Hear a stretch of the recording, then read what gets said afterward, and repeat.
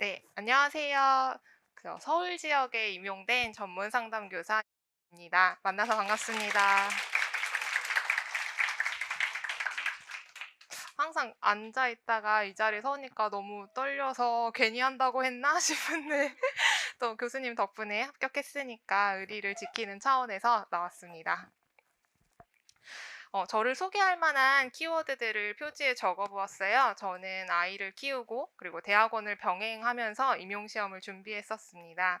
그래서 저랑 비슷한 상황이신 분들이 참고하시면 도움이 되셨으면 좋겠습니다. 발표 순서는 서론, 본론, 결론 순서로 나누어서 말씀드리려고 합니다.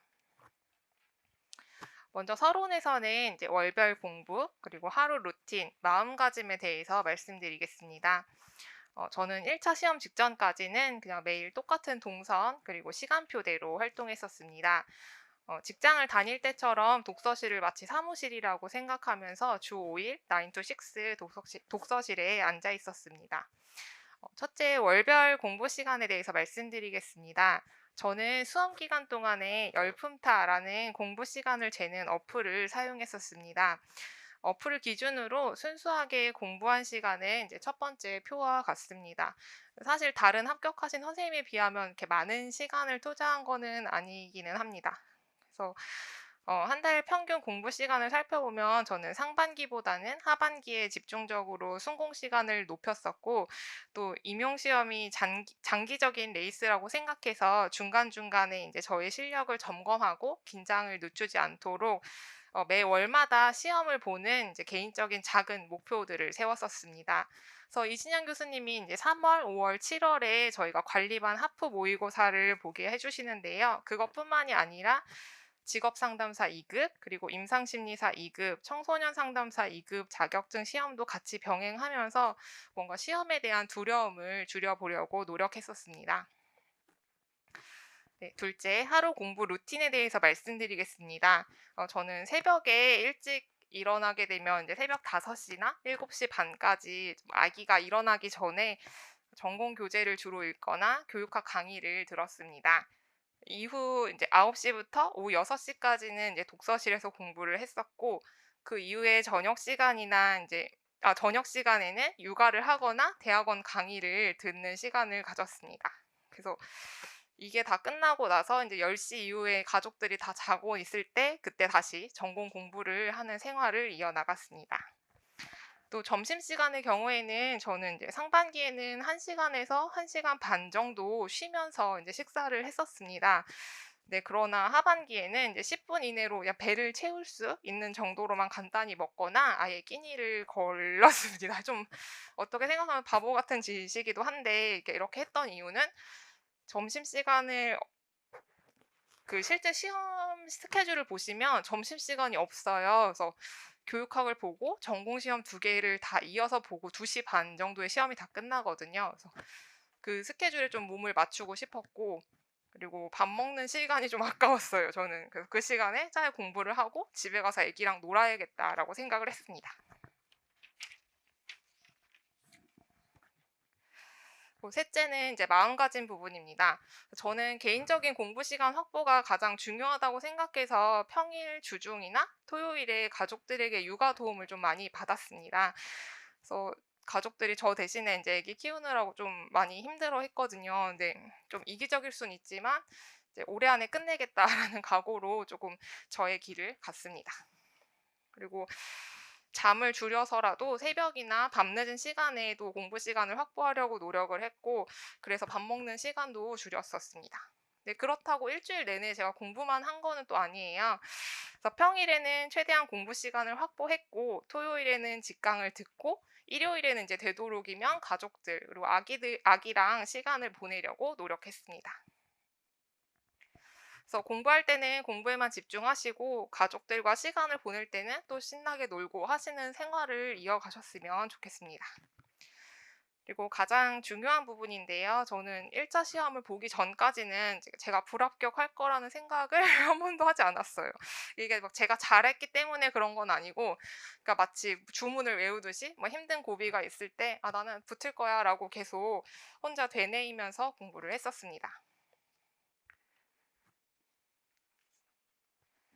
다음으로 본론으로 넘어가겠습니다. 저의 최종 점수는 1차 시험 점수가 77점이었고 서울 1차 커트라인 대비해서 8점이 높았습니다. 그리고 2차 점수는 98점으로 1차와 2차를 합한 총점이 175점이었습니다. 그래서 최종적으로는 서울 커트라인에 비해서 19점이 높은 상황입니다. 제가 이진영 교수님 수업을 추천하는 5가지 이유에 대해서 좀 설명을 드리고 싶습니다. 첫 번째 이유는 구조화된 교재와 연간 강의를 들을 수 있다는 점입니다. 저는 교수님의 구조화된 그 기본서 교재를 1월부터 11월까지 진짜 물릴 정도로 여러 번 읽었습니다. 제가 기본서를 회독했던 방법을 표로 좀 정리를 해왔습니다. 그래서 1월에서 2월에는 이제 배운 내용의 큰 틀을 이해할 수 있게 노력하면서 주로 읽었습니다. 그리고 3월부터 4월까지는 이제 본격적으로 큰 제목을 위주로 암기하면서 읽었습니다. 예를 들면 저희 성격심리 과목 중에 융의 상담 과정 4가지 있잖아요. 그거를 이제 청킹을 따서 고명, 교변 이런 식으로 네, 혼자 이제 외워가면서 읽었습니다. 5, 6월에는 저희 심리검사, 이상심리, 손진기 쪽을 배우기 때문에 그걸 위주로 좀 회독을 했었습니다. 7, 8월에는 이제 이론 수업이 모두 끝났기 때문에 교재를 모두 잘라서 과목별로 나누어서 10권 정도로 스프링 제본을 했어요. 그래서 이 시기에 좀 문풀 중에 좋은 사례들 그리고 기출 중에 좀 봐야겠다 싶은 부분을 교재에 옮겨서 적는 작업을 했었습니다. 또 9월에서 11월에는 이제 전과목을 총 4권으로 다시 제본을 했어요. 그래서 이렇게 했던 이유는 하루에 한 권씩 월, 화, 수, 목 동안 이 네 권의 전 과목을 한 번씩 보고 마지막 금요일에는 이제 4권을 총 다 한 번 돌려보려고 목표를 세웠었는데 이제 생각처럼 빨리 진도를 뺄 수는 없었습니다. 9월에는 이제 이진영 교수님이 따로 진도 범위를 제한해서 주시기 때문에 그거를 그대로 따랐고 10월 중순쯤부터 이제 한 주에 전체 교재를 2번 회독할 수 있었습니다. 그래서 아까 말씀드린 이제 지금 아마 기본서 3권으로 가지고 계실 텐데 그걸 이제 과목별로 좀 묶어가지고 이렇게 총 4권으로 스프링 제본을 했었습니다. 저는 기본서 옆에 이렇게 띠지를 붙였는데요. 이렇게 하시는 거 되게 강력하게 추천드립니다. 이렇게 해놓으시면 이제 전체 구조가 좀 머리에 그려지고 그 궁금한 부분 찾을 때 굉장히 빠르게 찾으실 수 있어요. 그리고 이제 교재 내용들 중에서 중요한 키워드인데 잘 안 외워지는 부분들이 분명히 나오시거든요. 그래서 그런 키워드에는 동그라미를 치거나 가로를 이렇게 쳐가면서 외웠습니다. 그리고 좀 더 봐야겠다 싶은 부분에는 이제 별표 모양 스티커나 동그라미 모양 스티커 붙이면서 좀 계속 더 주의를 가지고 읽으려고 노력했습니다. 그리고 저희 지금 계속 아마 형성평가 계속 받고 계실 텐데요. 형성평가 문제들 그리고 서술형 답안은 아마 3월부터 주실 텐데 서술형 문제 그리고 문풀, 모고 문제들을 다 모아서 다이소에서 30펀치 팔거든요. 그래서 굉장히 저렴한 가격으로 그래서 30펀치를 사서 그걸 다 뚫어서 저렇게 3개의 링으로 링제본을 개인적으로 해서 들고 다녔습니다. 그리고 여러 번 보니까 이제 앞에 이런 아크릴 표지 같은 걸 문구점에서 팔아요. 그래서 그 표지도 같이 붙여서 들고 다니시면 좀 손상 없이 보실 수 있습니다. 그리고 제가 교수님 추천하는 2번째 이유는 기출을 꼼꼼하게 가르치신다는 점입니다. 이제 3월부터 6월까지 기출분석 강의가 시작되는데요. 이때 꼭 복습하시길 추천드리겠습니다. 사실 저는 상반기에는 기출 복습을 많이 하지 않았는데 하반기에 가서 되게 많이 후회를 했었습니다. 그래서 제 공부 방법을 이제 말씀드리면 저는 상반기에는 수업 전에는 이제 정해주신 범위까지 문제를 미리 풀어보고 강의는 절대 밀리지 않았고 그리고 수업 후에는 이제 해설지 오려 붙이는 작업을 같이 했습니다. 하반기에 가서야 이제 기출의 중요성을 깨닫게 되었고 그때 기출 문제를 처음부터 끝까지 5번 정도 풀고 눈으로도 계속 회독을 했었습니다. 그래서 내가 뭘 공부해야 될지 모르겠다 그리고 뭘 외워야 될지 모르겠다 하시는 분이 계시면 무조건 기출부터 정복해 보시길 추천드리겠습니다. 그리고 세 번째 추천하는 이유는 관리반입니다. 그래서 관리반 시험을 통해서 이제 본인의 위치를 점검하실 수가 있고 또 수험 생활이 굉장히 힘들잖아요. 그래서 이때 함께 이겨낼 수 있는 좋은 동료들도 만날 기회라고 생각을 합니다. 저는 그 세 번의 관리반 시험 동안 점수가 똑같았고 등수도 그렇게 높지 않은 편이었어요. 그래서 관리반 시험 점수가 낮다고 너무 좌절하지 마시고 이제 심기일전하는 계기로 삼으시면 좋을 것 같습니다.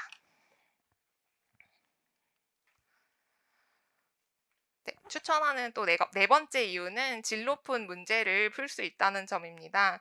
형성평가나 서술형 문제, 그리고 문풀, 모고에서 제공되는 문제들을 이제 풀어나가면서 이해를 심화시킬 수 있었습니다.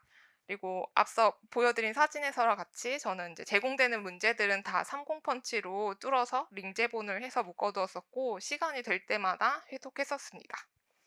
또 이제 모의고사 기간에는 이제 점수가 생각했던 것만큼 잘 나오지 않으셔서 멘탈이 많이 흔들리실 수도 있어요. 그래서 어 저는 모고 1회에서 9회차까지 교수님은 이제 후반부는 채점하지 말라라고 하시는데 저는 다 채점을 했었습니다. 그래서 점수는 제일 낮을 때는 50점 초반, 그리고 좀 잘 나왔을 때는 60점 중반 정도였고 모고 때마다 그냥 '지금 틀린 게 다행이다. 시험에서 안 틀린 게 어디냐.'라는 생각으로 버텼던 것 같아요. 그리고 마지막 추천 이유는 2차 면접을 대비하실 수 있게 도와주신다는 점입니다. 또 이제 1차가 끝나면 직접 점수를 다 수합하셔 가지고 저희한테 공유해 주시기 때문에 2차 면접을 내가 얼마나 잘 봐야 되는가를 좀 전략을 세울 수 있었습니다. 그리고 지역별로 2차 면접 특강도 들을 수 있고 그리고 1차 합격자 발표 이후에는 줌으로 합격 선배님들하고 연결해 주셔서 모의 면접 시연 피드백을 받을 수 있어서 큰 도움이 됐었습니다. 네, 다음으로 전공 공부 방법에 대해서 말씀드리겠습니다.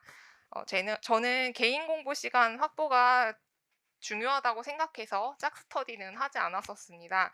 그래서 스터디 방법은 관리 3조 선생님들하고 같이 네이버 밴드 어플을 활용해서 인증사진을 올렸었고 그리고 비대면 화상 만남을 통해서 문제 풀기를 주 5일 동안 했었습니다. 그리고 또 개인 공부 방법은 이제 이진영 교수님께서 제공해 주시는 보충 자료와 읽기 자료를 모두 다 기본 교재에 오려붙이는 단권화 작업을 했고 그리고 직업 상담사나 임상심리사 자격증에서 출제됐던 내용들 중에서 좀 더 보고 싶은 부분들을 따로 교재에 옮겨 적는 작업을 했었습니다. 네, 구체적인 스터디 내용을 사진으로 보여드리겠습니다. 그 밴드 어플의 사진첩 메뉴를 활용해서 스터디원들이 이제 각자 공부했던 내용을 인증 사진으로 업로드했었습니다. 그리고 화상 그 비대면으로 문제 풀기 하는 스터디에서는 지금 보시는 것처럼 이렇게 전공 3문제, 교육학 1문제를 출제한 후에 이제 각자 풀어보는 시간을 가졌습니다. 지금 가져온 문제 중에 하나가 그 시험 직전 주, 그 시험 보는 주 월요일 날 냈던 문제인데 그 중에 하나 나왔어요. 나왔는데 전 틀렸어요.